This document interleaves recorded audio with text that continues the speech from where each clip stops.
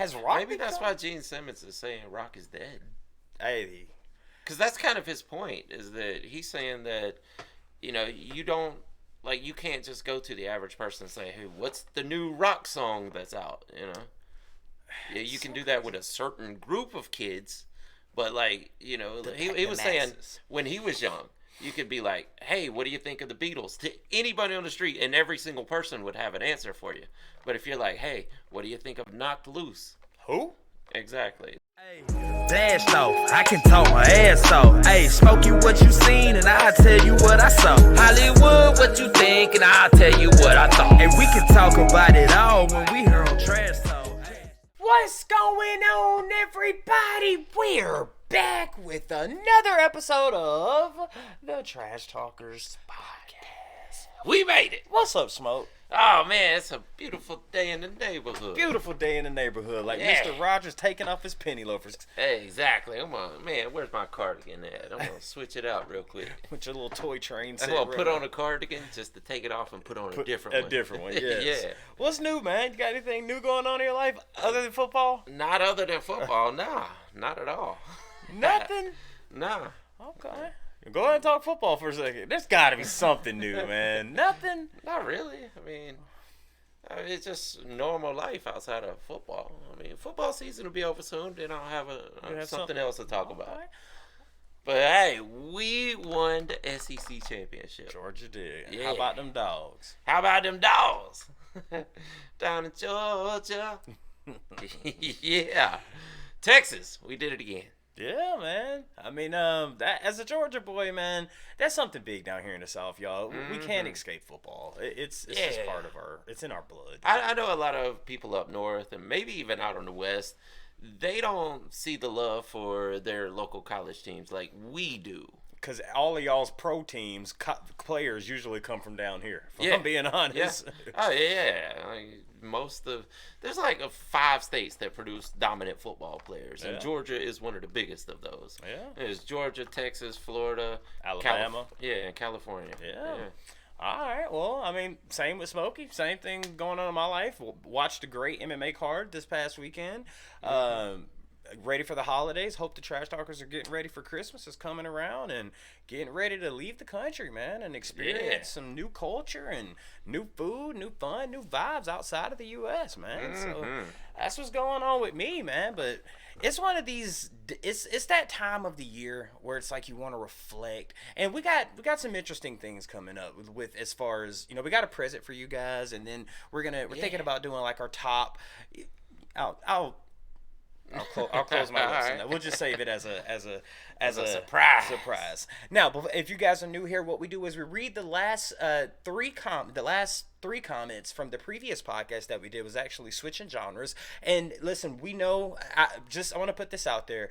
Katmer, Sterling, Shan, you guys are always top of the list. So I'm kind of having to go second to the get a few extra people in. Throw in there 100%. So I can't say the third most. Okay, so I'll say the 6th most liked comment from the previous podcast comes from Skip Almighty 71. Yeah, Skip Almighty, shout out to you, says Tool's genre was Tool.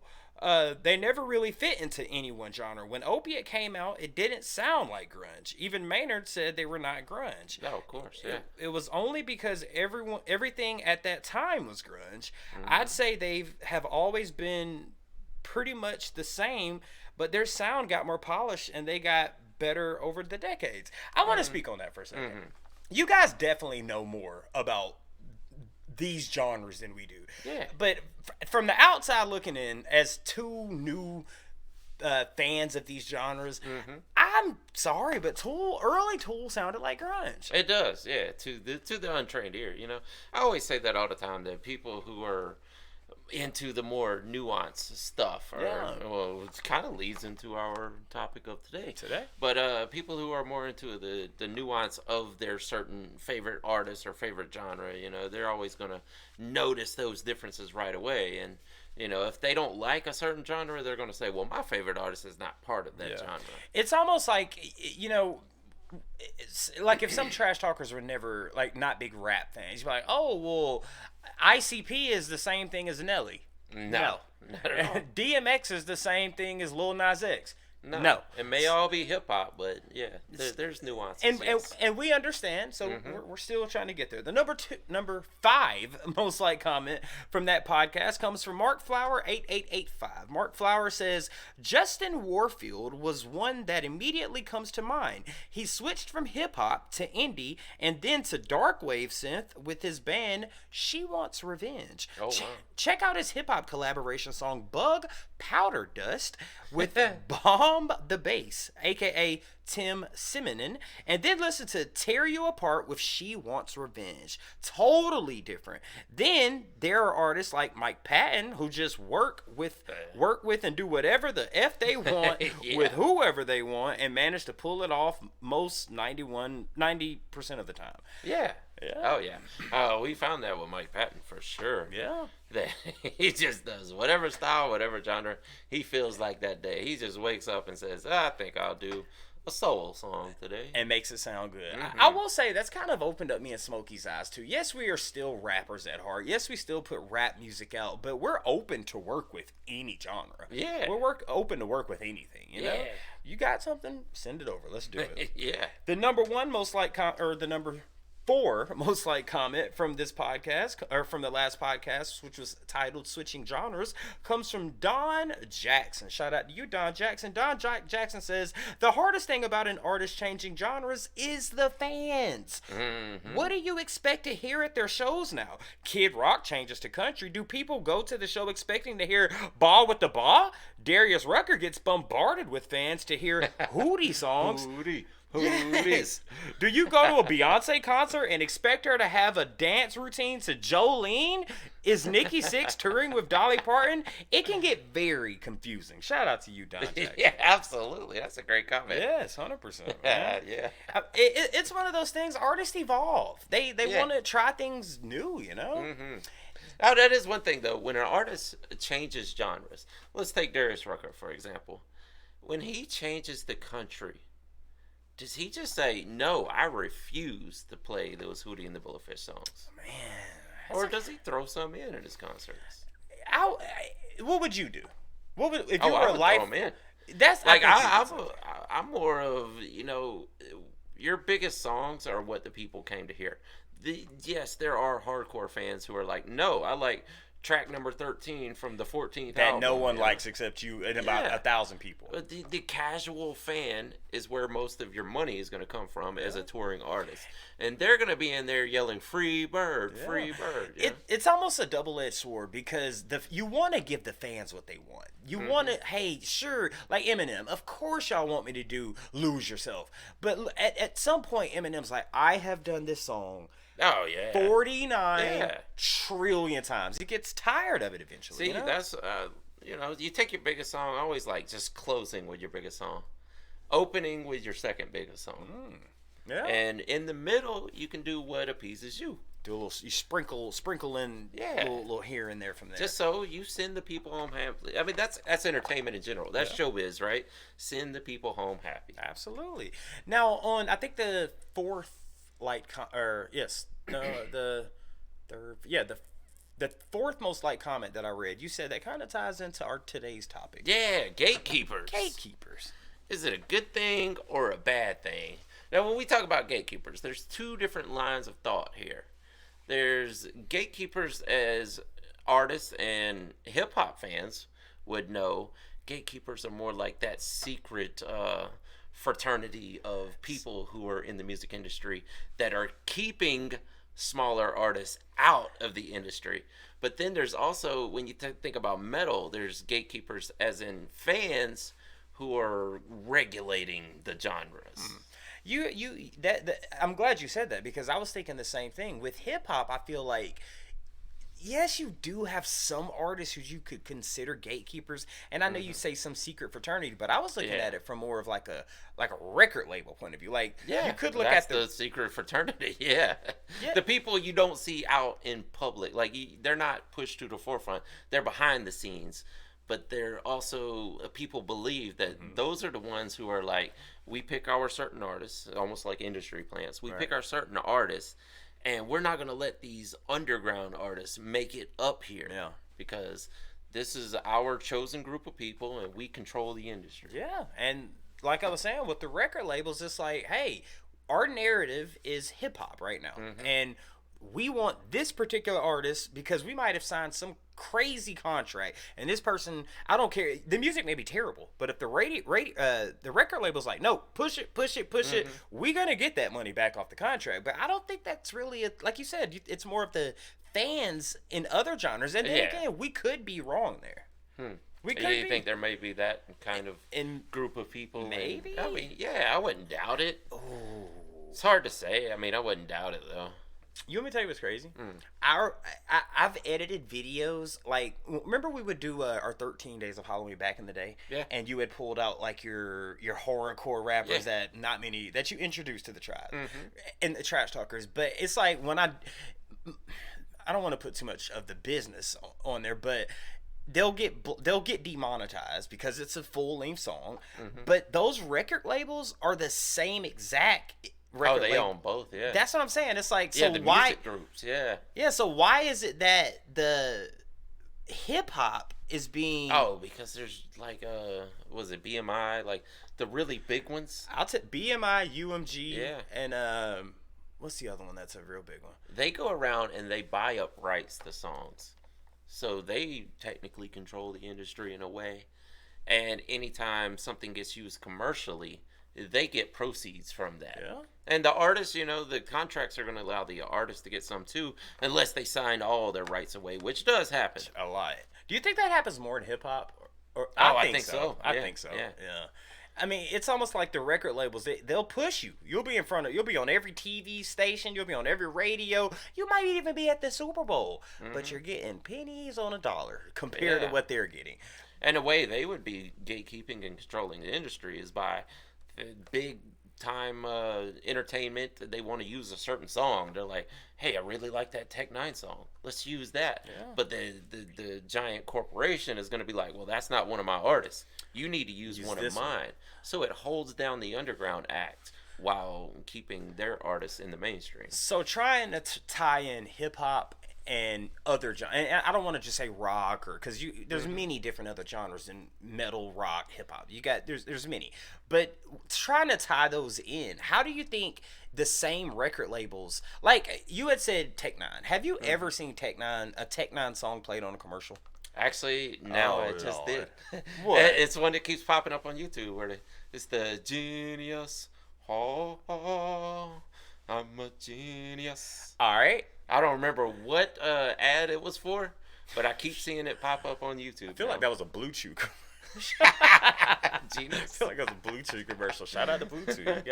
You guys need us? Holler at us. Yeah. But no, it's crazy because, like, to me, one of the most, like, if I think about record labels pushing a song to commercials, to Super Bowls, one of the biggest, like, there are just some songs that stick out above the rest. Like,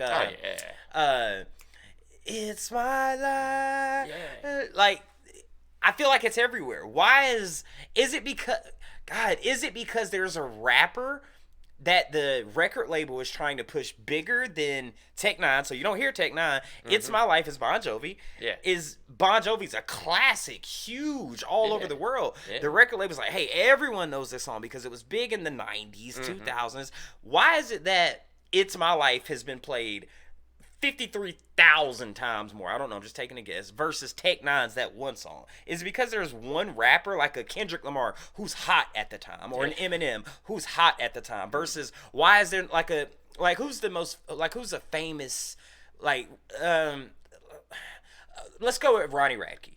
Why is Ronnie Radke not being played as much as an opening for a football game? Yes. Why push the It's My Life versus some of the newer artists that are coming up? What's that about? I mean, it could be that Ronnie is. Well, I mean, Ronnie could. His genre could be a little hardcore for bigger events like that because. But then again, oh god. Maybe Ronnie was a bad. There was a new metal band. Or not new metal. Slipknot. Let's go ahead, sorry. There was a hardcore band that was played on like Jimmy Fallon recently. It's one that we covered, and I'm blanking on the name right now. But Dang it. Well, I wish I could remember the name. I'll have to look it up while you're talking. But they were played on the new metal. I keep saying new metal. They were played on Jimmy Fallon. It was a hardcore metal band or a metalcore band. And they did a song with Poppy, and they were played on Jimmy Fallon, and they got tons of hate from the casual viewers. Like, this isn't music. What are they doing? They're just screaming up there. They're just playing random sounds, and we hate this. So when you say played on Jimmy Fallon, were they like, because like the Jimmy Fallon Tonight Show, they say, hey, coming up next, we got this band. Was it like one of those? Yeah, I'm going to pull it up. I'm curious on how you're going to Google this one. Well, I know Poppy was in the song, so I'm going to type in Oh, it Poppy. was what we did then. I bet I know exactly what it wasn't the Poppy song. It was a collab. Remember, it was, I don't know what song you're talking about, but we did one. It was featuring Knocked Poppy. Loose. Who was it? Knocked Loose. Yeah. Didn't we do that song? No. Okay. No, this was one that they had recorded recently. Okay. But yeah, they got put on Jimmy Fallon show, and they got a ton of hate from the viewers because it was a little hardcore of a genre for the casual viewer. All right. So there is that happens. Yeah. So maybe that was a bad example. Let's take baby metal. Mm-hmm. Huge. Yeah. Why is it baby metal being played? And is it because they're Japanese? Nah, I don't think that. I'm sure a lot of the J-pop bands get played on tons of media. Have you ever heard a Tech Nine song being played at the Super Bowl? No, but he does get the opening for the Kansas City Chiefs game. Oh, well, yeah, that's obvious there. Yeah, because they have close relationship with each other. I'm trying to think of a newer American artist that's not country, that's not rap, that's not huge that it can actually get there. Well, I mean, not even that. You could say huge. Think of I'm trying to think of an artist that's not rap, not country. That a metal artist. Or metal or rock that is pushed on mainstream that isn't being gatekeeped by the Aerosmiths. What's some new one? Like, you could say Cardi B. She's everywhere. You could say Kendrick Lamar. He's everywhere. Yeah. Like, these are newer artists, but this is rock and country. What is it with rock? It's rap and country. I mean, rap and country. Sorry. Where is it with rock? Well, I don't think. As much as we do here, we should be able to think of one. Yeah. Maybe that's why. Is rock just not accepted anymore? Is that what you think it is? Like, to the masses, maybe? Has rock Maybe that's why Gene Simmons is saying rock is dead. Hey.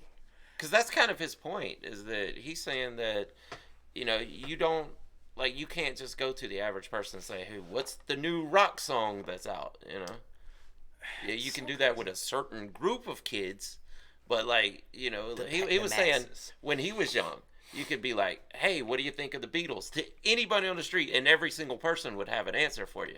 But if you're like, hey, what do you think of Knocked Loose? Who? Exactly. That's his point. Like, my question is, why though? Why? Why is it just that genre? Well, that's what I'm saying. Like, it's just not as popular as it used to be. Damn. That's why when they need a hair metal song or something they use old heavier, school 80s. Yeah, they use Van Halen or.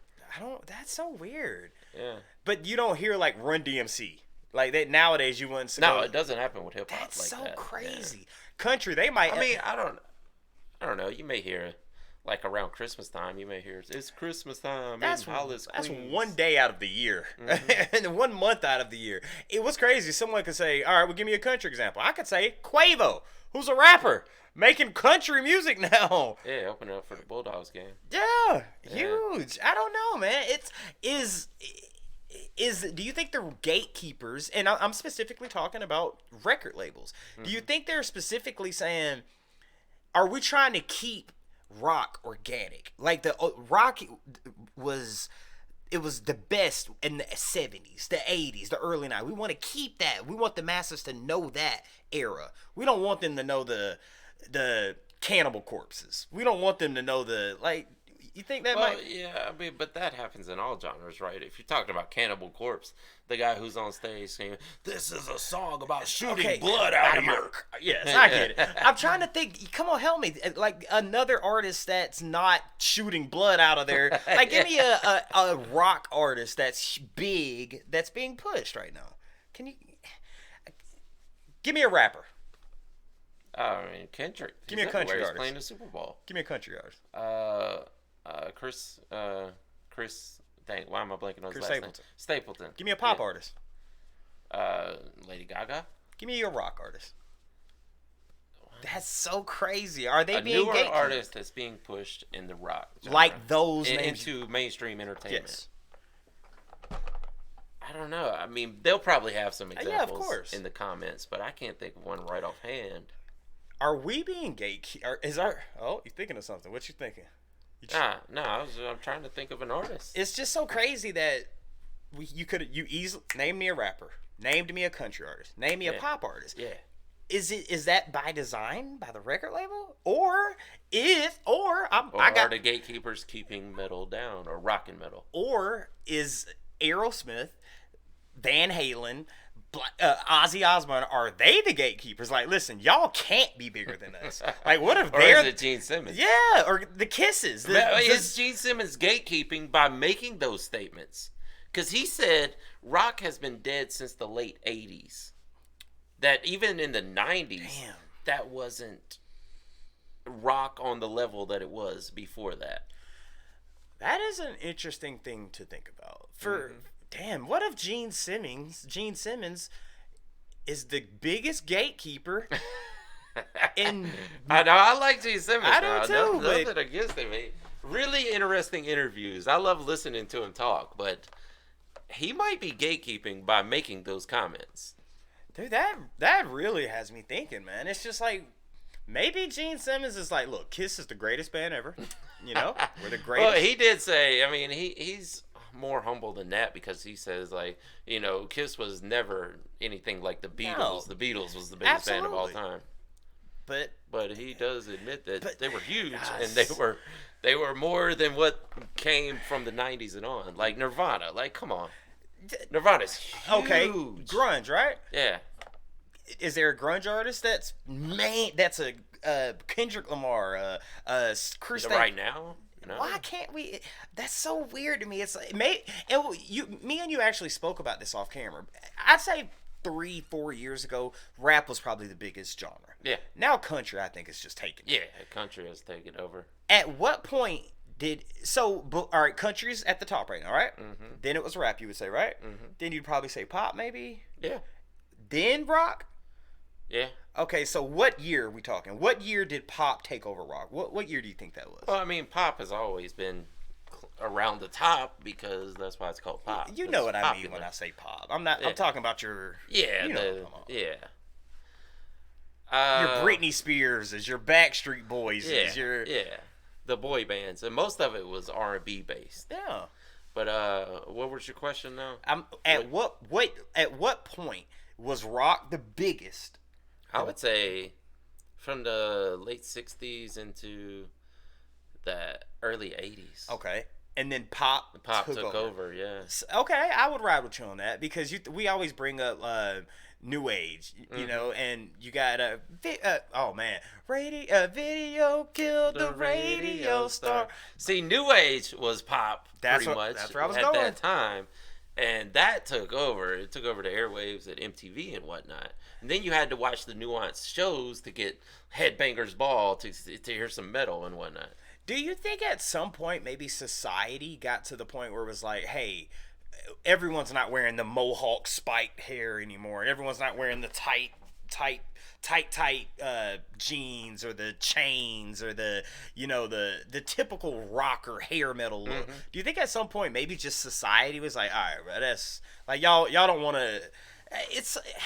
I'm not hating on the genre, but it just feels like, why is rock, and maybe all trends come to an end at some point. but country has been here since the 40s, and it's the biggest.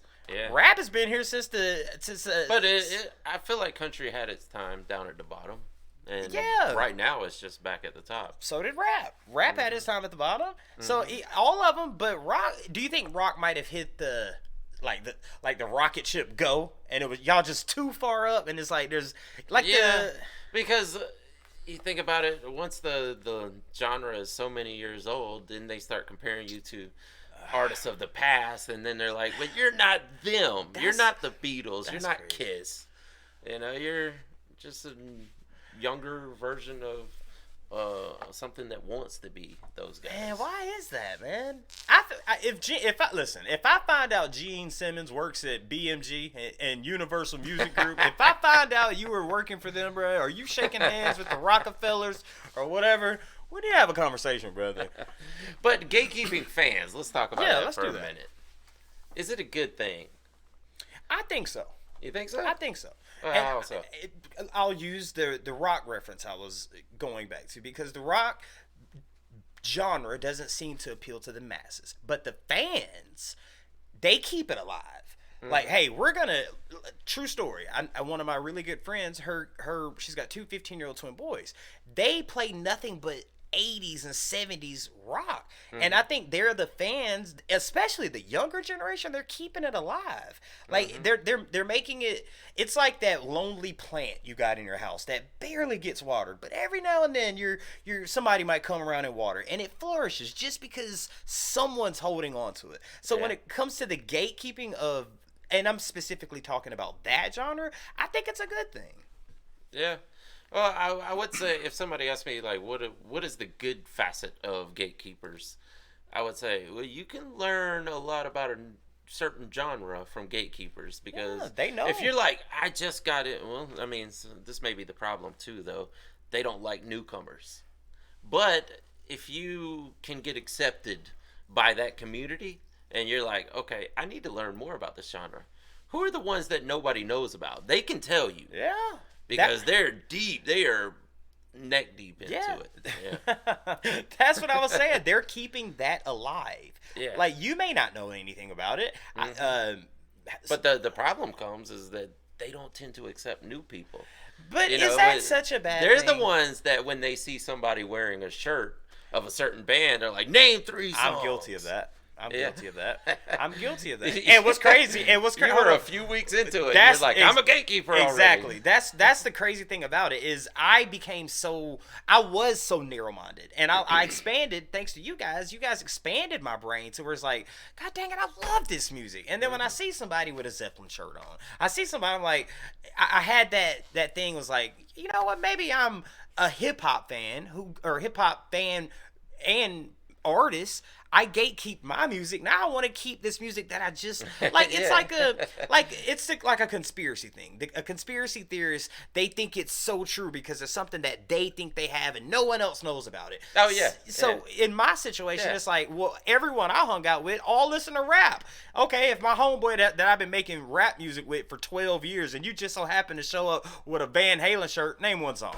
It's like, I actually know now. You know what I mean? Yeah. Bro, you ain't never heard of it. Like, but it's like Dunning-Kruger syndrome also. That's a fact. Because you learn a little bit and you're like, okay, I know it all. Yeah, now. that's the whole. And now I'm going to show everybody I know it all. Let me ask you this: if you hung out with your buddy that listened to The Cure, come on.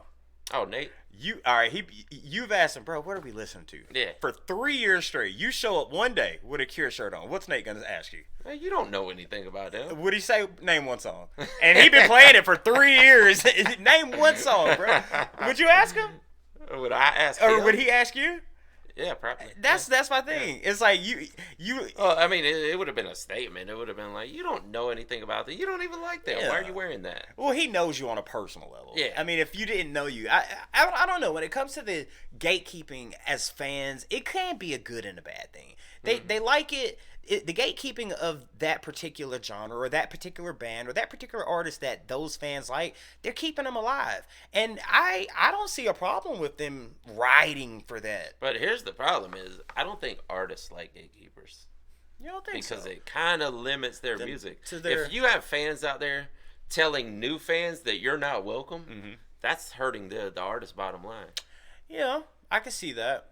I'm trying to play devil's advocate on everything. That way I'm not just agreeing with everything you're saying. Yeah. But with, like, look at it from, okay, let's go horrorcore rap. You know, if you just had to take a number, just take a random guess. How many horrorcore rap fans are there out there? If you just had to take a guess. In America. In all of America. All America. Just give me a number. How many? A couple million, maybe. All right. Would you not be okay with satisfying that couple million of people that gatekeep you as an artist? You're a horrorcore fan. You got a couple. Not if you want to go to the mainstream. Are you? I mean, every artist. I know everybody likes to idealize their artists and say, you know, they're holding down this underground genre. They are true to the core for this genre. Yeah. They want to go mainstream. But then when they go mainstream, I mean, there may be a few exceptions, but the average artist wants their music to be heard by everyone, not just a small handful of people. So going back to what you said actually a few podcasts ago, once that artist has been gatekept by those, what'd you say, 1 or 2 million people in the horrorcore genre, once they're on the radio and everybody likes them, now he's just lost all of his gatekeeping diehard fans. Once everybody likes him, a lot of people will trade that though. Man, that's crazy. That's crazy to think about. Yeah, I mean, honestly, dude, I think Tech Nine might be the best. He is, yeah, because he had that slow climb out of the underground that lasted like 20-something years, and still killing it. Yeah. And now he's played on commercials. Yeah, and I still like and he gets to open up, you know, the broadcast Kansas for the Chiefs. Yeah. All right, look at ICP. Juggalos all around the world. Now, if ICP had the #1 song, if they had a Chris Stapleton song, how many Juggalos would they lose? A lot. They would lose the originals for sure. Do you, as an artist, I get what you're saying. As an artist, don't you think that'd be like, man, bruh, now we doing stage and this 40 or this 78-year-old grandmama, oh, I've been wanting to. You're like, you're not. Where's your Fago? And then all the people who really liked you, they're like, man, we don't rock with you no more. Go on and hang out with them 78-year-olds. Go ahead. Play for them old people. But God, that's so crazy if you think about it like that. I get where you're going, but they almost did it at one point in time, and they went double platinum on the Great Malenko. But that's their core. I think their core did that. That 2 million people. Well, I don't know, because they were getting played on MTV for a little while, and then, you know, they kind of burnt the bridge. But maybe they didn't want to be mainstream. Maybe they are the exception that was like, we'd rather keep it, you know, so we're not controlled by record labels. I mean, they got kicked off of every record label they've ever been on. But I think that's what the fans like. They're like, hey, that built the hardcore fan base. For sure. That's my point. And they can live a really good life off of those people. Now, let's look at another gatekeeping community. Let's look at Marilyn Manson. Marilyn Manson started out, you know, he didn't start out as the big, like, icon. Like, he did have it, but he wasn't, from what I've read in the comments on our Marilyn Manson video, he didn't really start. Like, he had maybe 1, 2, maybe 3 years of him local underground shows. But then he got huge, and everybody messed with him. So he may be the exception. Superstar album blew him up. Yeah, he might have been the exception. Hell, look at, you could probably. But I mean, it was the shock value that blew him up. But you know, and he's getting played for the opening of Monday Night Raw. Did ICP not have the shock value? They did. Well, but like I said, they were on that track. I think they burnt the bridge themselves, though. Which is crazy, though, because Marilyn Manson, I mean, not that they did the exact same things, but it was in the same vein. It was. It's just like, I'm going to do whatever I want and F everybody else, and I'll do the most shocking thing you've ever seen. I guess it's different being in hip-hop than it is in rock and metal. Yeah, and you brought up hip hop. I was trying to hit different genres, you know, the horrorcore and then new metal, and then I was like, all right, well, look at Kid Rock. Yeah, Kid Rock. I mean, Kid Rock did it by switching genres. Yeah, exactly. He might be the exception to the rule. Where you know, and those old school hip hop fans in Detroit. Oh, they don't mess with him. But see, that's the thing. They might have on his first album. That's what I'm saying. His, like you said, those diehard fans in Detroit, maybe 2,000-3,000 people. But he's like, look, I love my 2,000-3,000 hardcore fans. Yeah. But if I just switch this up, I'm gonna get 2-3 million. Yeah. But now look at ICP, 2-3 million. But if I go this, then you're gonna lose that 2-3 million, and you might gain 2 or 3 million. But how long does How long will it last? Yeah. Limp Bizkit pulled it off. They went from the new metal scene of the late 90s into mega stardom. Now, they did have that down period, but they hung out long enough to become nostalgia and rose back up to the top. What do you think about like niche genres, like a clowncore. Clowncore. Let's just. I don't think that's ever gonna go mainstream. Do you not think they've ever said that about ICP? Oh, that'll never be on the radio. Yeah. Damn sure was. Probably said that about Marilyn Manson too. Yeah, damn sure was. So. Well, I think a lot of those artists altered their styles over time too, to have something that's a little more radio friendly. But then that goes back to the gatekeeping of the record company. Yeah. And the fans are going to hate on it too because it doesn't sound like their original stuff. Which, I'm not the biggest ICP fan as you are, but I salute them for that.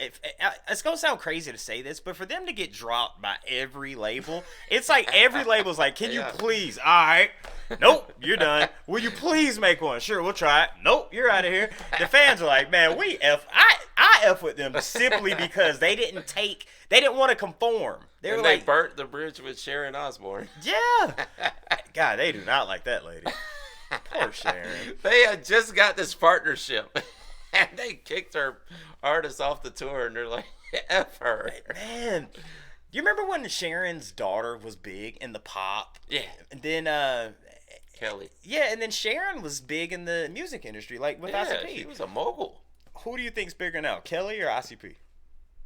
Oh, probably. Come on, man. I mean, come on, man. I would say ICP as far as still making music, but everybody knows Kelly Osbourne because she was on the Osbourne Show. Dude, they don't know her for her music. I'll say that. Do you? Okay, that's where I was going. We're talking gatekeeping in music. Do you think there's more Kelly Osbourne fans or more ICP fans right now? Definitely ICP. Right? As far as music itself, music. Yeah. All right. Sharon Osbourne. Do you think now business? Take music out of it. Do you think Sharon Osbourne has more fans in the business industry or ICP does? Sharon. You think? Yeah. Yeah, they did get fired from every record label. I don't even know. They got a lot of enemies in the music industry.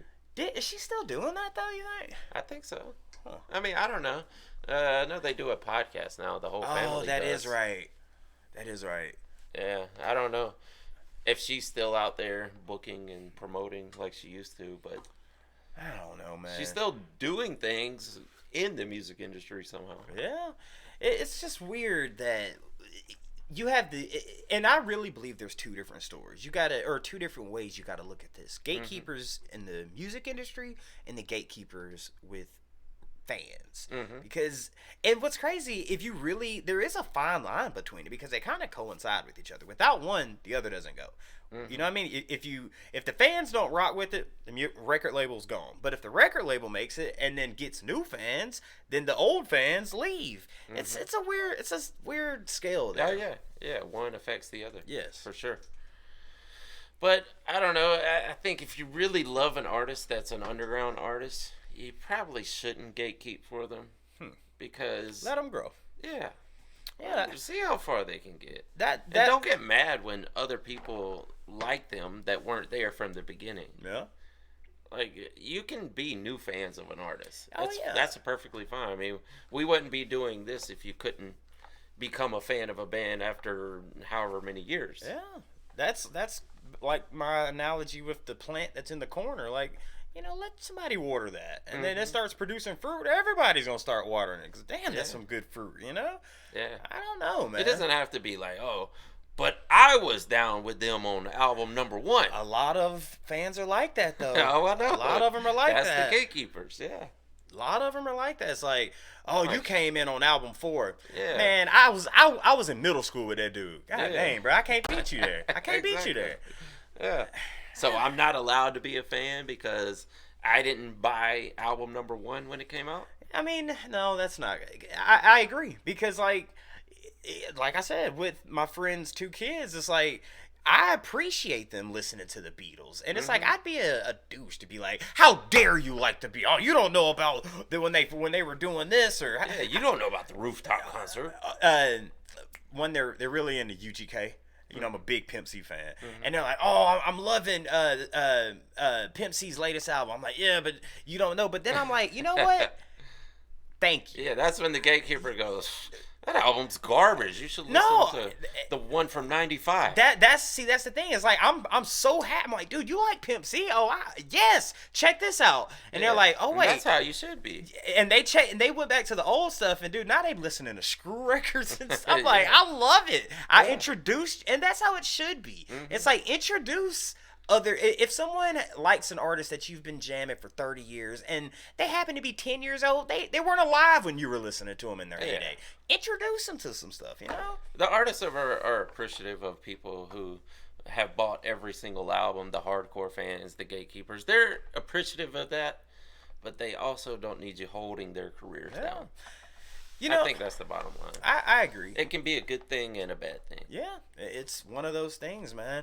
You know, I will say one thing about Ozzy. I've said this. I'll actually say it about Ozzy and Guns. Actually, take the Ozzy thing out. But I've said on this channel many Guns N' Roses reaction that, in my opinion, from what I've heard, my favorite album from Guns N' Roses is Chinese Democracy. Yeah, I have received. Everybody else in the world says Appetite for Destruction. Right, but or Use Your Illusion. So are they wrong for looking at like, hey, what are you talking about? Well, the gatekeepers are going to say you're wrong. Oh, I love the old stuff, but let me in. Introduce me. Yeah, it's completely subjective as to what you think is the best. That's it.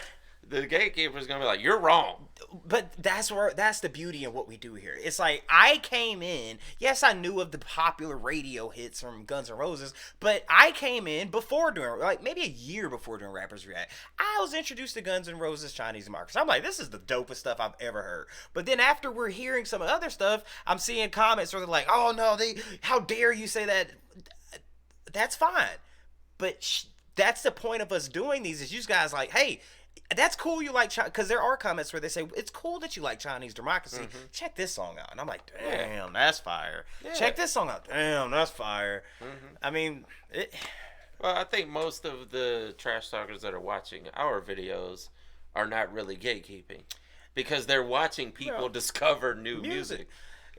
So therefore, it's kind of the opposite of gatekeeping. And at the end of but there are those that seek into the comments that are like, you don't know anything about this. No, I don't. Suck. And I'll be the first one to say, I don't know anything. I might say the most and that's I can't be fake. I have to tell you, I grew up on what I know. If I've never had Chinese duck chicken, and I say it sounds disgusting, What's but duck chicken? I don't know. I'm just making up something. If it's something out there what'd you call it? Tadurkin. You may eat it every day. Well, tell me about it. Don't shun me. Like, tell me. You know, I'll be the first to say that I'm willing to listen to anything, but I can't help to what I was first introduced to. Does that make sense? Yeah. Like, I can't help that this is what I was first introduced. Now, what would be wrong is if I was not open to listen to it. If I was like, nope, I don't want to hear it. I don't want to hear it. Yeah. But and you were at one point. Yeah. I was too. We all were. I mean, we were snob rap heads. We hated exactly. Watch our first 6 months of reactions. Just watch it. We've opened our mind a lot. Oh yeah, by far. 100%, man. Are you a gatekeeper? I may have been at one point. I may have been. You know, you find people, it's like, oh yeah, I like that one song. Yeah, I've been listening to Coops stuff. Like, yeah, you like that one song by 3-6.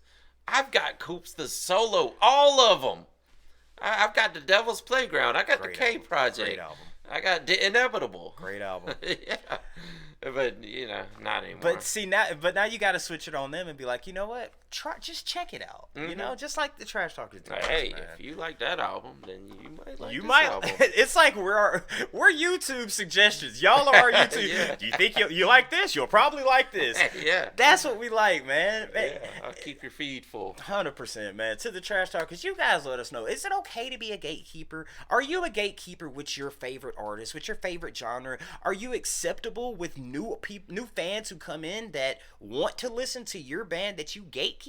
Or are you one of those ones like, nah, I can't accept you in if you listen to the 5th album when you haven't heard the first album? You know what I mean? You guys let us know down there. Or do you like, well, when a band gets too big, I don't like them anymore. Yeah. That's one of the properties of gatekeeping for sure. That's a 100% fact, man. This was a fun one, Smoke Dog. Mm-hmm. We went deep here, man. Trash Talkers, we want to say happy holidays to you guys. Yeah. Thank you for riding with us. Smoke Dog, you got anything else for this week, man? I think that's it for this week. That's it for this week, guys. Thank y'all so much for tuning in to this episode of the Trash Talkers podcast. With that being said, my name is Barringer Hollywood. 6 bye. I am Larry Smokey Ramirez. And we are over. Ow. Deuces. Yeah, boy. Yeah.